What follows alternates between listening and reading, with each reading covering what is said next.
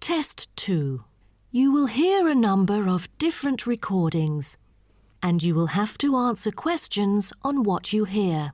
There will be time for you to read the instructions and questions, and you will have a chance to check your work. All the recordings will be played once only. The test is in 4 sections.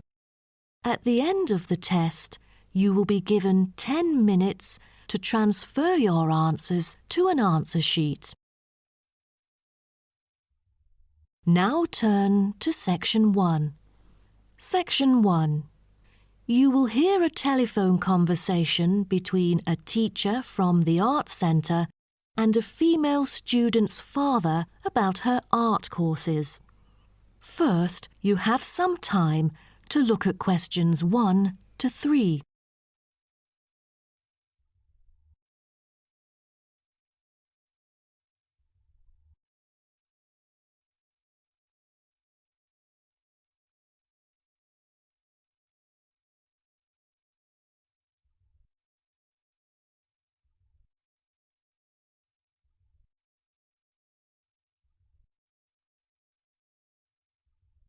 You will see that there is an example which has been done for you. On this occasion only, the conversation relating to this will be played first. Good afternoon. May I speak to Emma's parent? Afternoon. I'm her father. Who am I speaking to? This is Emma's teacher, Jane Carson, calling from the Arts Centre. I'm just calling to talk about her drama class at the centre. Oh, thank you for calling. How's Emma doing in drama class?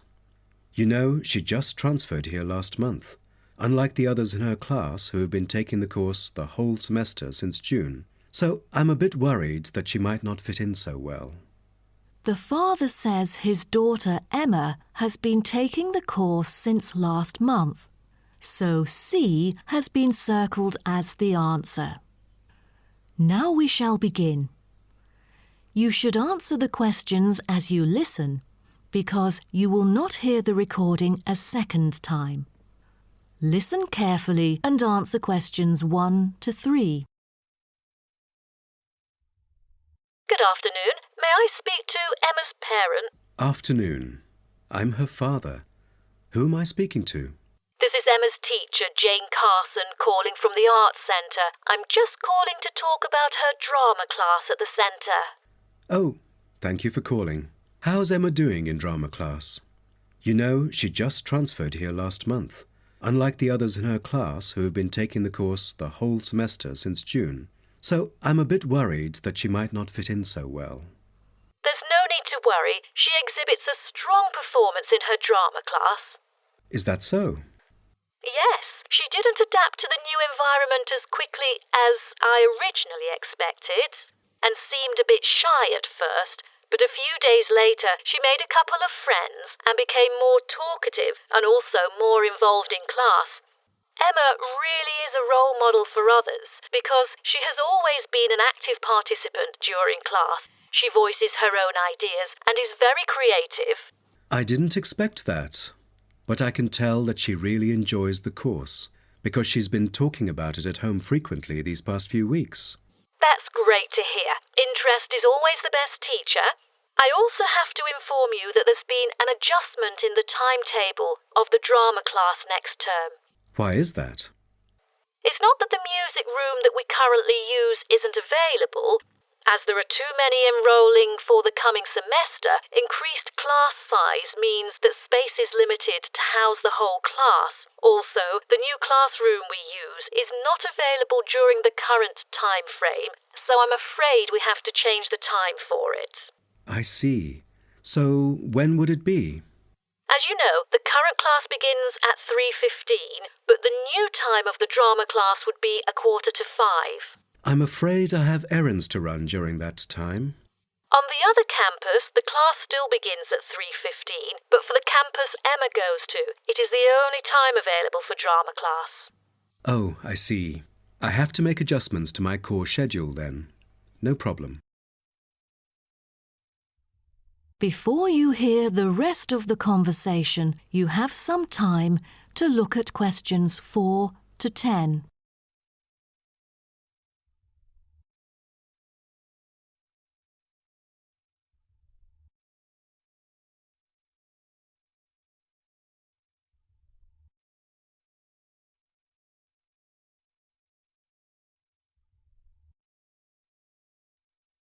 Now listen and answer questions 4 to 10.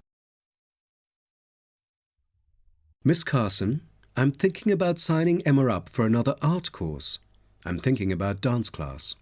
Dance class is a popular course here, a great choice for a child to shape up and have fun. But unfortunately, it is oversubscribed at the moment. I have to put you on the waiting list. That's too bad. What else can I choose from then? Could you give me some advice? Sure. Emma could take singing class as well. This would improve her musicality. Sounds good. When is that? It is held every Friday evening. That's too bad. Emma already has a swimming class earlier that evening. It will be too late for her to come home if she takes this course. There is also a vocal course available. Emma's got a great voice. I'm sure she'll stand out in the class. Tell me about it. The vocal course starts at 4:30 p.m. every Tuesday. It isn't fully booked yet. Great teacher, experienced and beloved by students. The price is a bit higher though. How much is it? It's $110. Oh, that's too much. Way over our budget. We have to cover the extra cost if we choose it. Or maybe Emma could take music class.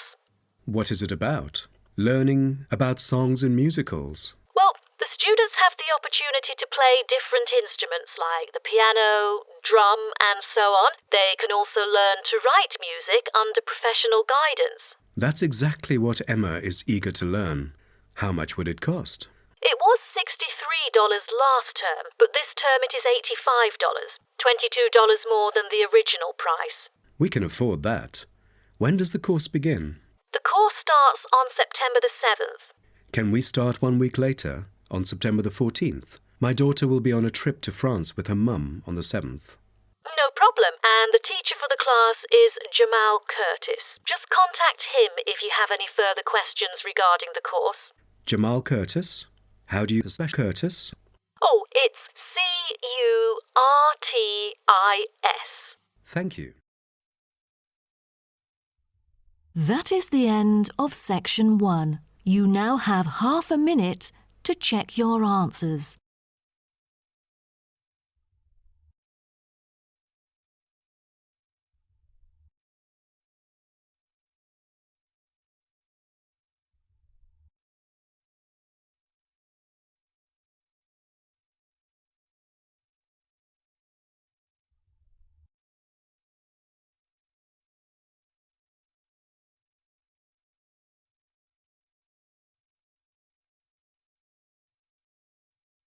Now turn to Section 2. Section 2. You'll hear a coordinator for the annual ski and snowboard exhibition talking to the audience about some practical information for the whole event. First, you have some time to look at questions 11 to 15.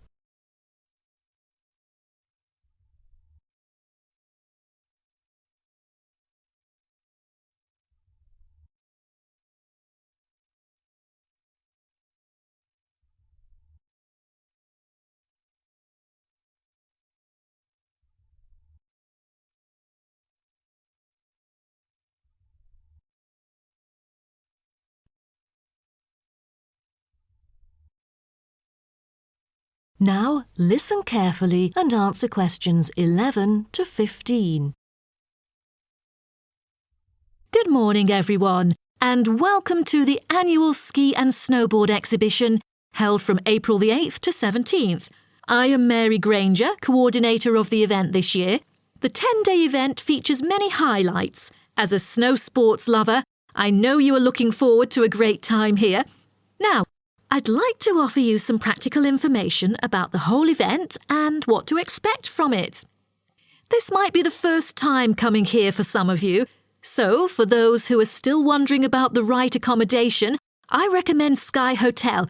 It has its own health and sports clubs, just like most of the hotels here, but I love it because of its incredibly cosy beds, which guarantees good rest after an exhausting day of exploration.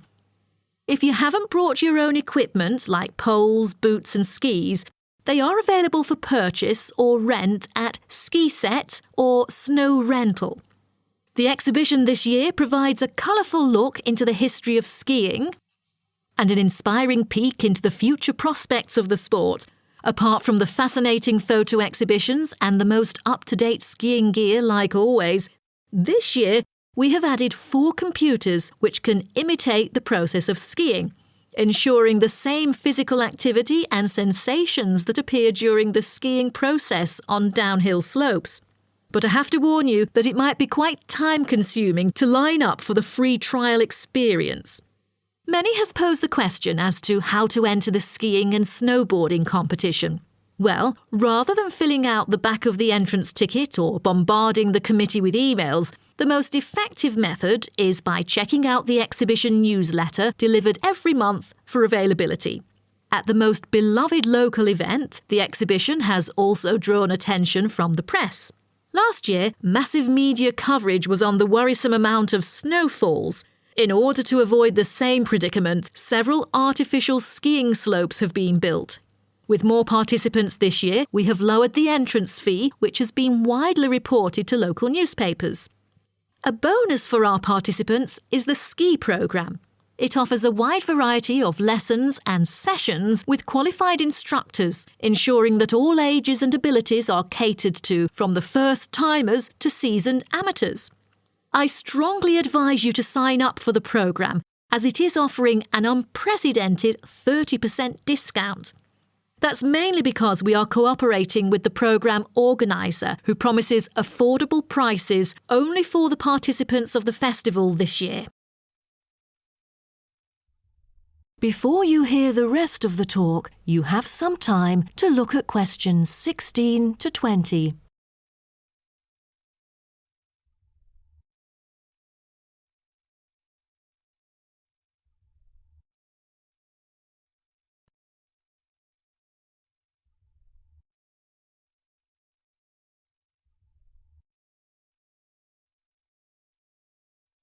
Now listen and answer questions 16 to 20.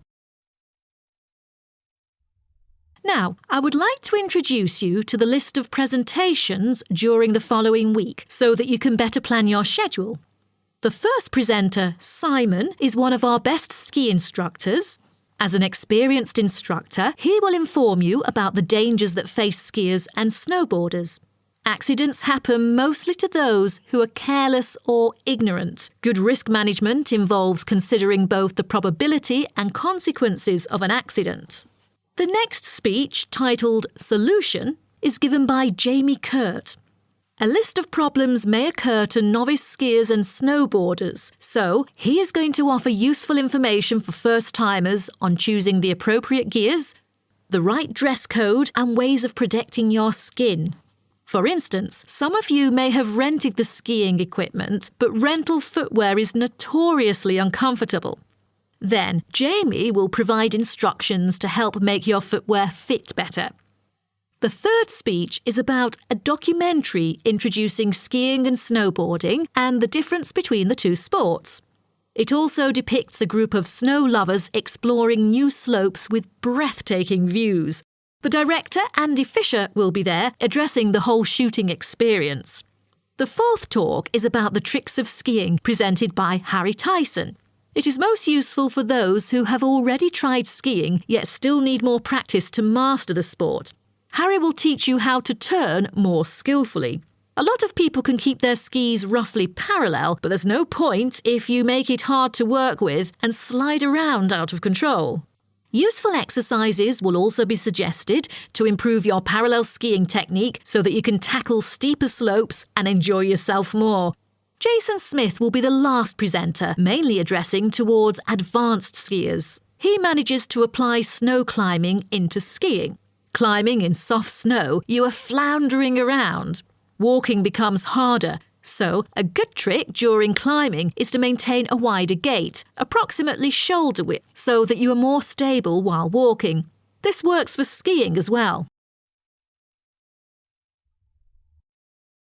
That is the end of section 2. You now have half a minute to check your answers.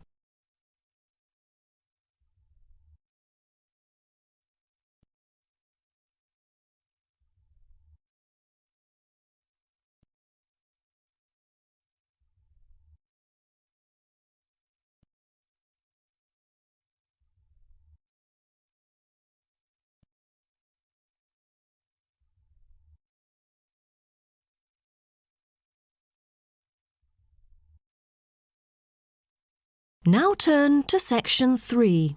Section 3. You will hear a student called Jerry discussing a pedagogy course with his tutor. First, you have some time to look at questions 21 to 23.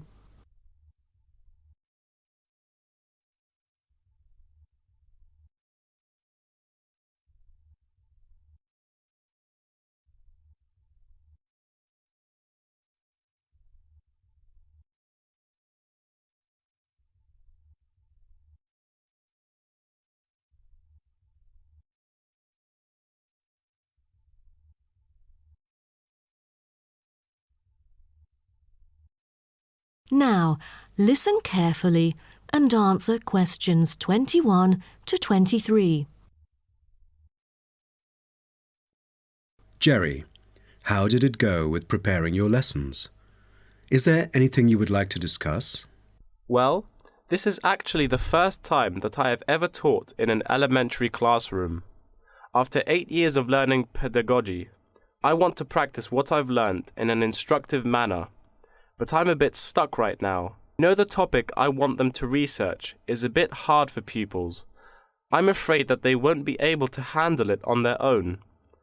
So I need new ideas on designing more effective teaching methods. Mr. Carter, do you have any suggestions? Well, you should probably read this book called Professional Learning, written by J.K. Simmons. He is a professor who just transferred here last semester, but is already popular amongst the students for his creative teaching methods. There is an extensive range of learning approaches mentioned in the book, including approaches for team research, which might be helpful to you. You mean dividing the students into groups to do research? I've never thought of this before. How does it work? Professor Simmons has already demonstrated how efficient this approach can be. Basically, it aims to increase cooperation between students so they can present the results in a collaborative fashion. It helps them to develop their own voice and perspective. I'll check out the book as soon as possible. It seems I can borrow some of the essential concepts and work them into my course design. Before you hear the rest of the talk, you have some time to look at questions 24 to 30.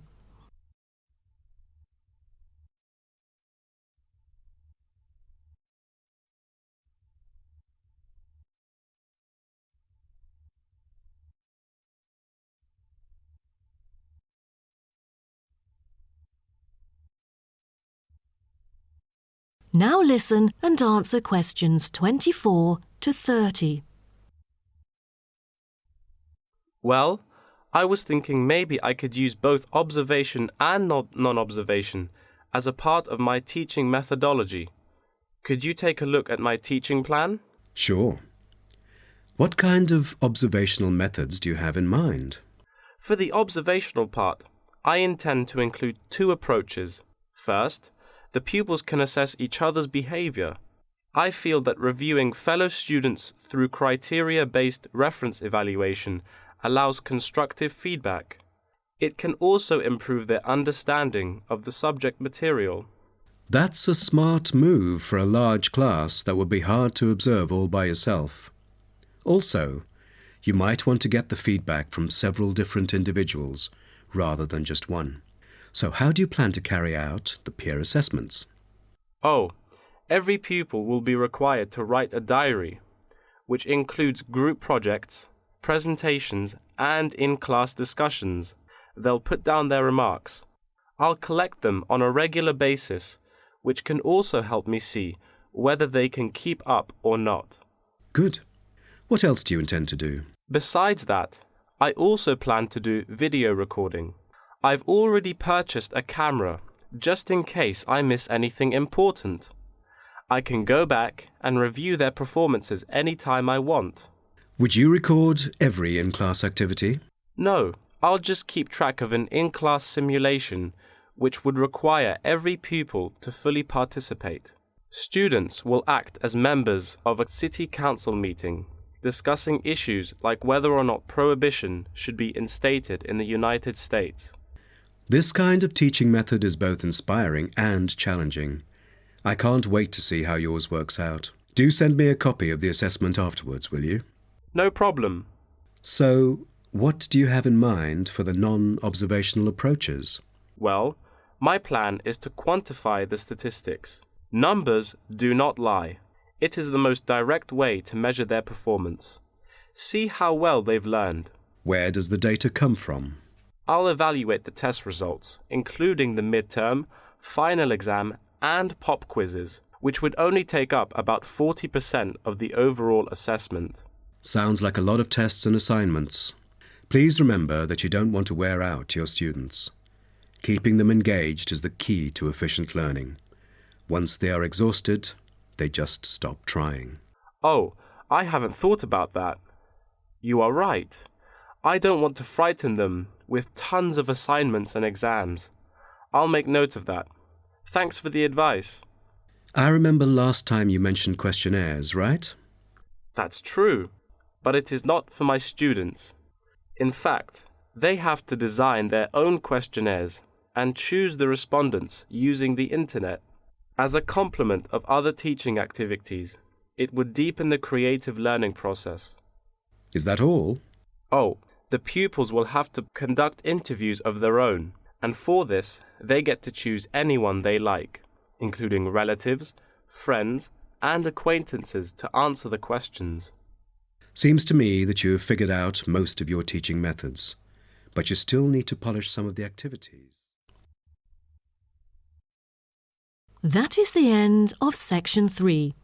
You now have half a minute to check your answers.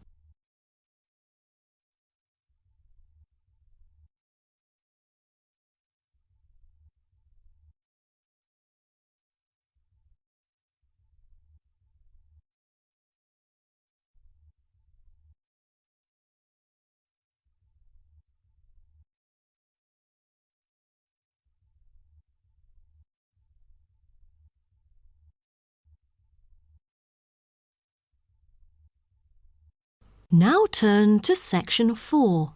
Section 4. You will hear part of a lecture about urban migration. First, you have some time to look at questions 31 to 40.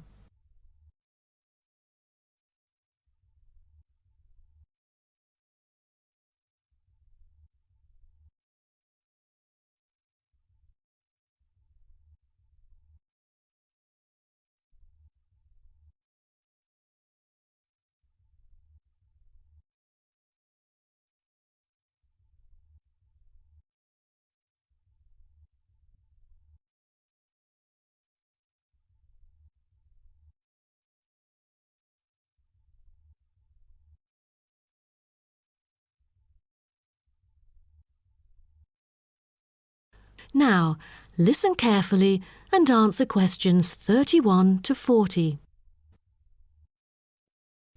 Good afternoon, and welcome to my talk on urban migration today.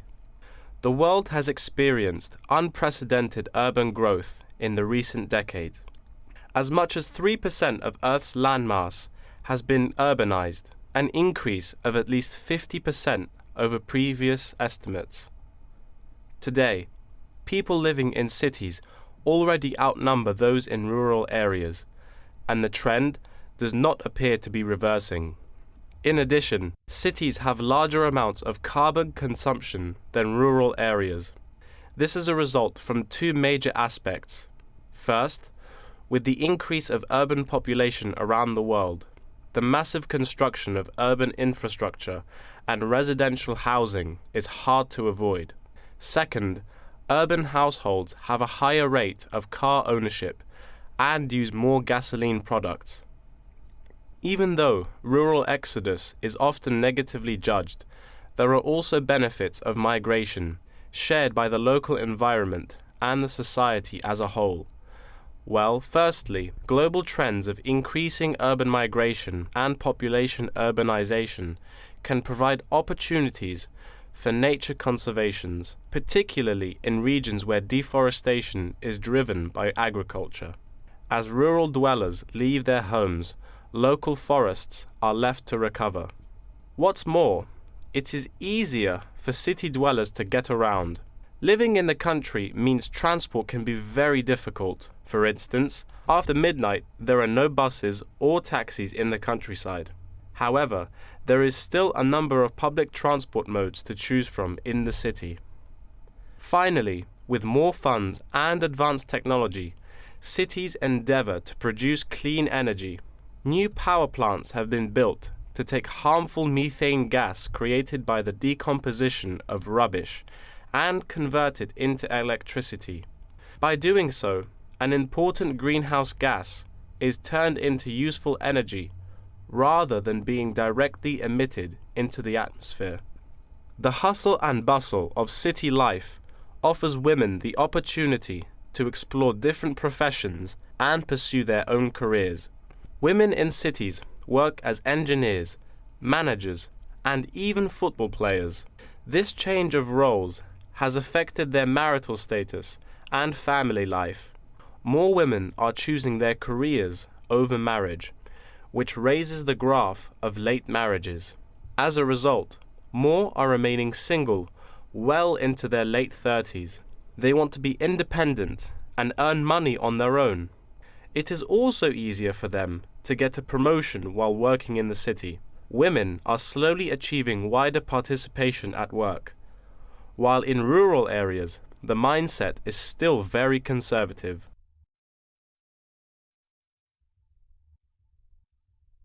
However, cities also change the way that humans interact with each other and the environment, often causing multiple problems. In general, urban wages are significantly higher, so moving to the city is an opportunity to earn what was impossible in rural areas.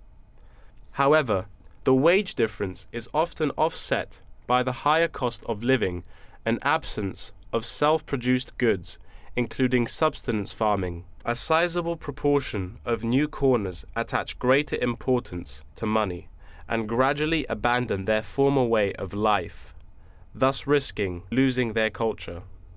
These new city residents are also faced with another problem. According to statistics, crime rates are significantly higher in densely populated urban regions than in rural areas. For instance, property crime rates in our metropolitan areas are 3 to 4 times as high in comparison to the rates in rural communities. Immigrants, upon arrival into cities, typically move into the poor, blighted neighborhoods because that is where they can afford to live. Crime in these areas is high and reflects poor living conditions, as these neighborhoods experience great levels of poverty. This pattern also occurs for violent crimes, which is much more common in large urban areas than elsewhere. In addition, traffic congestion and industrial manufacturing are prominent features of the urban landscape, which take their toll on the natural environment and those who depend on it. Air pollution from both cars and factory emissions affect the health of countless urban residents. Rural to urban migration can boost the urban economy. With a better economy, cities provide their residents with better welfare, but the concentration of services and facilities such as education, health, and technology in urban areas inevitably contributes to greater energy consumption. Another problem with life in the city is traffic congestion. It makes people late to work and thus stresses us out before we even get there. Deliveries can't arrive on time, gas costs money. The quality of life of those commuters starts to decline. What's worse is that if congestion makes it harder to match the right workers to the best jobs, it is economically inefficient as well. That is the end of section 4. You now have half a minute to check your answers.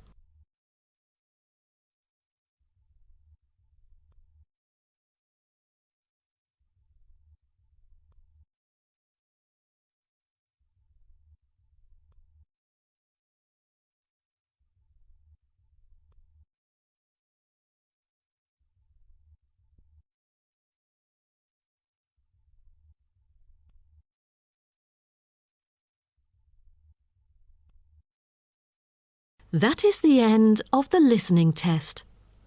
In the Ielts test, you will now have 10 minutes to transfer your answers to an answer sheet.